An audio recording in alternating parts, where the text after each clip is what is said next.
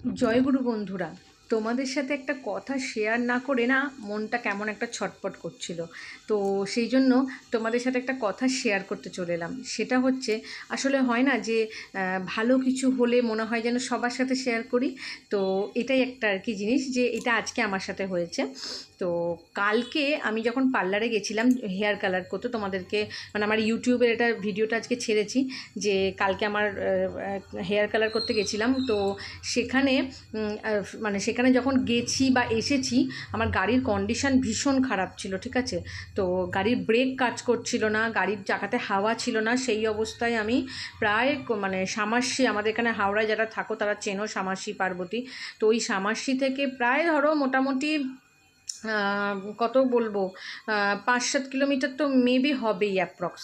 তো ওই অতটা রাস্তা আমি ধরো গাড়িটাকে প্রায় তোমার হাঁটাতে হাঁটাতে, একরকম হাঁটাতে হাঁটাতেই আমি রামতলা অবধি নিয়ে এসেছি, ঠিক আছে। দিয়ে কোনো রকমের সারিয়ে সুরিয়ে এসেছি। এবার গাড়িটা যখন আমি আসছিলাম, তখন আমার গাড়ির পিছনে আমার দিদি আর আমার মেয়ে ছিল। ওদেরকে নিয়ে ব্যালেন্সটা ঠিক করতে গিয়ে আমার মানে বাসের ধাক্কা লেগে আমার হাতও কেটে যায় কালকে, ঠিক আছে। তো সেটা আমি তোমাদের দেখাচ্ছি। তো সেইটা কালকে মানে ভীষণ বিচ্ছিরিভাবে হয়েছিল। তো সেইটা আমি মানে কি বলবো আর কি, যে কালকে আমার এত একটা ভেতরে টেনশান হচ্ছিল, যেটা গাড়ি চালাতে গিয়ে আমার এত দিন হয়নি। আমি স্কুটি চালিয়ে ময়দান টয়দান যাই, এই হাওড়ার চত্বরে ঘোরাঘুরি করি, বেশি দূর যাই না, কিন্তু এইদিকে ঘোরাঘুরি করি। কিন্তু আমার এরকম প্যালপিটেশন মনের মধ্যে হয়নি যে আমি মেয়েকে বা দিদিকে পিছনে বসিয়েছি, আমি বোধহয় ফেলে দেবো, বা আমি বোধহয় এরকম। যাবার সময় যদিও বা কোনোভাবে গেছি, আসার সময় ভীষণ প্রবলেম পড়েছিলাম, যে গাড়িটাকে আমি নিয়ে আসতে পারছিলাম না। আমি যেন মনে হচ্ছে বোধহয় গাড়িটা থেকে আমি নিজেও পড়ে যাব। আমি ভীষণ কষ্ট করে কালকে এসেছি, দিদি আর মেয়েকে অর্ধেক রাস্তায় নামিয়ে দিয়ে বাকি রাস্তাটা আমি কোনো রকমে গাড়িটা, তো আগের ভিডিওটা কেটে গেল, একসাথে হলো না। তো আগের মানে দালাল পুকুর থেকে আমি পুরো টানতে টানতে গাড়িটাকে নিয়ে রামতলা বাস স্ট্যান্ড অবধি এসে গাড়িটাকে কালকে সারিয়েছি, ব্রেক ঠিক করলাম, গাড়ির চাকায় হাওয়া দিলাম। যে গ্যারেজের ছেলেটা ছিল সে বলছে যে আপনি দুটো চাকায় এত এত করে হাওয়া কম, আপনি গাড়িটা আনলেন কোথা থেকে এইভাবে, এইভাবে রাস্তায় আসবেন না। তার উপরে ব্রেকটা পুরো লুজ হয়ে গেছিলো, বুঝলি, ব্রেকটা কোনো কাজও করছিল না। আমার খালি মনে হচ্ছিল না আমি বোধহয় সামনে কাউকে ধাক্কা দিয়ে দেবো, ঠিক আছে। তো এরম একটা কন্ডিশন ছিল। তো দেখো আমার হাতটা হালকা দেখলে তোমরা বুঝতে পারবে, এই যে হাতটা এখানে কালকে একটুখানি কেটে গেছে পুরো রকম। মানে ডান হাতে আমরা গাড়ি চালাই তো, মানে পিক আপটাতে ওইখানটা বাসটা সাইড দিয়ে যাচ্ছিল, পুরোটা একদম ঘষে দিয়ে বেরিয়ে গেছে। বড় কিছু হয়নি, ঠিক আছে, কিন্তু আমার দিদির আর মেয়ে যেহেতু পিছনে বসেছিল, প্রচণ্ড টেনশান। তো এতটা ডিক্লেয়ার করে বলার হচ্ছে কারণটা এটাই, যে কালকে ওরম একটা গাড়ির কন্ডিশন হয়েছে। তো আজকে বিশ্বকর্মা পুজো, আমি কালকেও যখন মানে রাত্রিবেলাতে আমি চেম্বার থেকে ফেরার সময় গাড়িতে তেল ছিল না, তো আমি গাড়ি তেল ভরতে গেলাম। তো আমি ভাবলাম যে গাড়িতে তখন তেলটা ভরতে আছি, নতুন রাস্তার পেট্রোল পাম্পটা বন্ধ। আমি আবার আমাদের বাড়ি থেকে আরও একটু দূরে গিয়ে ঘোষপাড়ায় যে পেট্রোল পাম্পটা, ওখানে আমি তেল ভরিয়ে যখন ফিরছি, কালকে অনেকেই ভ্যানে করে বাবা বিশ্বকর্মাকে নিয়ে যাচ্ছিল। বিশ্বাস করবে না বন্ধুরা, আমি বাবা বিশ্বকর্মাকে স্মরণ মানে বলতে বলতে আসছি, এরকম হয় না যে ভ্যানে যায় তার পেছন পেছন আমরা গাড়ি নিয়ে আসি। তো আমি বলতে বলতে আসছি যে বাবা তোমার কাছে যদি আমি কালকে একটু পুজো করাতে পারি গাড়িটা যেন, আর আমার এই যে আজকে বিপদটা গেছে, আমার ভেতরে এখনও ট্রমাটা এখনও আছে, মানে আমার মনে হচ্ছিল যেন বাসটা বোধহয় আমার মেয়েকে আর আমার দিদিকে বোধহয় পিষে দেবে, ঠিক আছে। আমার যেহেতু দায়িত্ব, দেখো তুমি যদি একটা গাড়ি চালাও তোমার রেসপন্সিবিলিটি না, তুমি তোমার যাকে নিয়ে বসেছো সেটার একটা রেসপন্সিবিলিটি থাকে। তো এটা একটা ভীষণ বিচ্ছিরিভাবে আমার সাথে কালকে হয়েছে, যে আমার দায়িত্বে থেকে আমি এই দুটো মানুষকে সেভ করতে পারতাম না হয়তো, সেই জন্য আমি নামিয়ে দিয়েছিলাম। খারাপ লাগছিল, বাট ওরা সেভ থাকলো, তাই না। তো তারপর কালকের দিনটা ওইভাবে গেছে, আমি ঠাকুরকে নমস্কার করতে করতেই একরকম ঠাকুর আসছিলেন সামনে। তো আজকে সকালবেলা সব জায়গাতে বাবা বিশ্বকর্মার পুজো হয়েছে।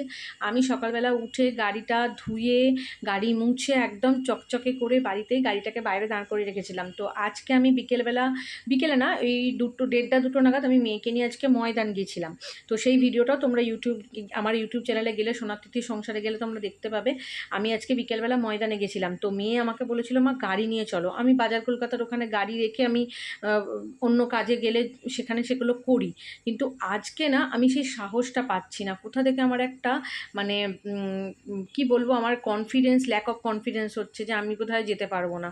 কালকে যেহেতু ওই ঘটনাটা, আজকেই আমি সাথে সাথে ময়দান অবধি যেতে পারছিলাম না।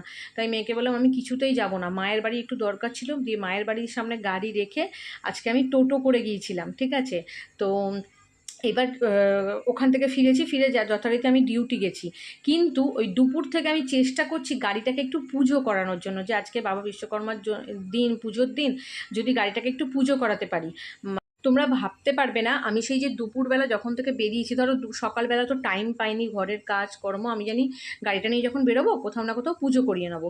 তো আমি গাড়িটা নিয়ে যেহেতু ময়দান যাবো না, মায়ের বাড়িতে রাখবো, তাই তার আগে আমাদের পাড়ায় একটা মন্দিরে গেলাম। তখন মন্দির অলরেডি দুপুরবেলা অ্যাজ ইউজুয়াল বন্ধ হয়ে গেছে, করাতে পারলাম না। মায়ের বাড়ির সামনে যেহেতু রাখলাম, তাই ময়দান যাওয়ার পথেও গাড়িটা পুজো করাতে পারলাম না। ফিরলাম, ফিরে বিকেলবেলা যখন চেম্বারে যাচ্ছি তখন গাড়িটা পুজো করাতে পারছি না।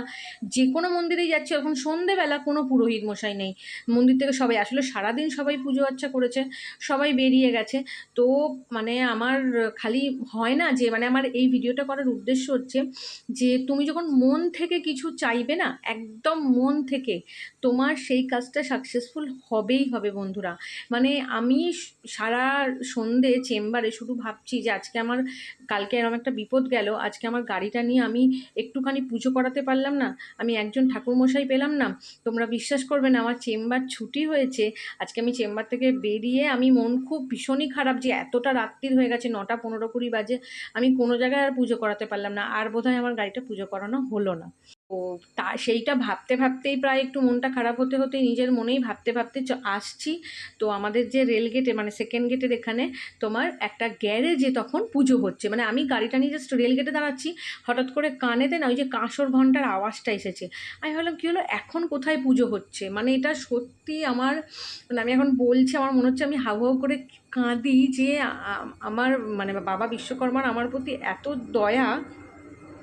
আমি তো জীবনে প্রচুর লড়াই করেছি, মানে আমার ওপর আজকে ঠাকুরের এত দয়া ছিল যে আমি গ্যারেজে গিয়ে যখন ওখানে যে লালটুদা ছিলেন গ্যারেজের যে মালিক, আমি লালটুদাকে বললাম যে লালটুদা, ঠাকুর মশাই কি আমার গাড়িটা একটু পুজো করে দিতে পারবে?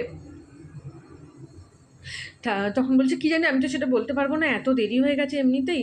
তো ঠিক আছে, আমি বললাম ঠিক আছে তুমি দেখো, উনি তো এখন পুজো করছেন, আমি উল্টো দিকের বাজারটা আছে, আমি ওখানে বাজার করছি, কালকে মেয়ের জন্মদিন, তো আমি বাজারটা করছি, যদি উনি করেন আমাকে তুমি একটু ডাকবে। সেকেন্ড গেট খুলে দিল, মানে রেল গেট খুলে দেয় না, আমরা তো গেট পেরিয়ে আসি, রেল গেট খুলে দিল, আমি তাও গেলাম না, আমি বাজারটা করছিলাম তখন। তারপরে লালটুদা বলে তুমি গাড়িটা ঘুরিয়ে এসো, উনি পুজো করে দেবেন বলেছেন। মানে ঠাকুরের আশীর্বাদ ছাড়া বোধহয় এটা সম্ভব নয়, যে যেখানে সন্ধেবেলা আমি কোনো পুরোহিত মশাই পেলাম না, সেখানে বাবা বিশ্বকর্মা আমার মনের এই, হয় না যে একটা ভক্ত ভগবানের কাছে, মানে ভগবান বলে ভক্তের কাছে বাঁধা, যদি ভক্তরা কোনো জিনিস চায় ভগবানের কাছে, কোনো আকুতি নিয়ে চায়, তাহলে সেটা পূরণ হয়। তো তারপরে গেলাম, গিয়ে আমার গাড়ি সুন্দর করে পুজো করিয়ে, তোমরা দেখছো আমাকে সিঁদুরে টিপ পরে আছি, ঠাকুর মশাই পরিয়ে দিলেন, আমি কোনো মালা ফালা কিচ্ছু কিনতে পারিনি, ওনাকে সামান্যতম দক্ষিণা দিয়ে আমি গাড়িটা পুজো করিয়ে নিয়ে বাড়ি ফিরেছি।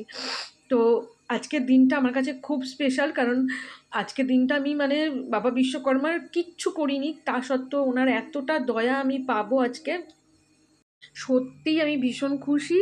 তাই তোমাদের সাথে কথাটা শেয়ার করলাম। তোমরাও তোমাদেরকে বলার উদ্দেশ্য একটাই, যে প্রত্যেকটা কাজেতে, আমি এটা আমার জীবনের আজকে একটা লড়াই নয়, আমার জীবনের প্রত্যেক দিনই একরকম লড়াই চলে, বিশেষ করে এক এক সময় এক এক রকম স্টেপ বাই স্টেপ লড়াই আসে। তখন মনের কষ্ট থেকে তুমি যদি ভগবানকে কিছু জানাও বা কিছু মন থেকে চাও, সেটা যে তোমার পূরণ হয়, সেটা আমি আমার জীবনের প্রত্যেকটা দিন দিয়েই বুঝতে পারি। আজকের একটা ঘটনা তোমাদের সাথে শেয়ার করলাম, যদি ভালো লাগে, তোমাদের কি হয়েছে না হয়েছে, তোমাদের যদি এরকম ঘটনা ঘটে থাকে আমাকে অবশ্যই কমেন্ট করে বলো, আর আমার সাথে একটু শেয়ার করো, ঠিক আছে? চলো আজকের মতো টাটা, গুড নাইট, সবাই ভালো থেকো, আর সবাই ভালো মানে সাবধানে, বাইরে যারা গাড়ি চালাও তারা সাবধানে চলাফেরা করো। আমি কালকে খুব বড় বিপদের থেকে আমার দিদিকে আর আমার মেয়েকে বাঁচাতে পেরেছি, আমি নিজে বেঁচেছি সেটা বড় কথা না, আমার জীবনের কোনো দাম নেই আজকে ডেটে, কিন্তু আমার মেয়ের দাম আমার কাছে প্রচুর, আমার দিদির দাম আমার জীবনের কাছে আমার প্রচুর। তো ওদের দুটো মানুষকে আমি বাঁচাতে পেরেছি, এবং আমার গাড়িটাকে আমি অক্ষত রাখতে পেরেছি, এর জন্য আমি খুব খুশি। টাটা।